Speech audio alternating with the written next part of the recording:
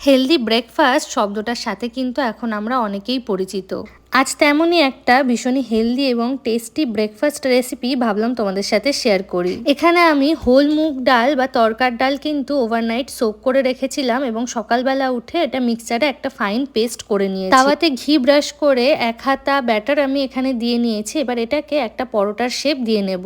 এখানে একটা আমার অলরেডি রেডি হয়ে গেছে, ভাবলাম একটা ঝলক তোমাদেরকে দেখাই। ব্যাটারটা দিয়ে আমি এটাকে ওপর থেকে কভার দিয়ে দেব যাতে প্রতিটা জায়গা ভালোভাবে কুক হয়ে যায়। ভীষণ ইজি একটা ব্রেকফাস্ট আইডিয়া। তোমরা যদি ডিটেলস ভিডিও চাও তাহলে কমেন্টে জানিও, আমি এটার ডিটেলস ভিডিও কিন্তু তোমাদের সাথে শেয়ার করে দেব। এই পিঠেরও ওপরটাতে হালকা করে আমি ঘি ব্রাশ করে নেব। এই রান্নাটাতে কিন্তু আমি কোনো রকম তেল ইউজ করিনি। ব্রেকফাস্টে গ্রিন মুগ চিলা খাওয়া মানেই কিন্তু সকালটা শুরু একটা হাই প্রোটিন আইটেম দিয়ে।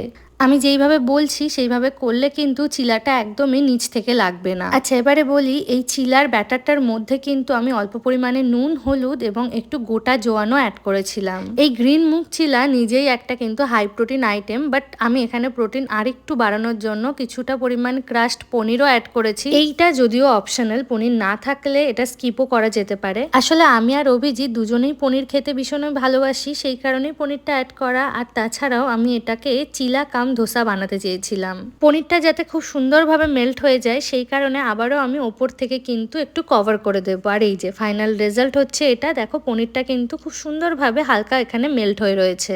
ব্যাস, চিলা আমাদের একদম রেডি।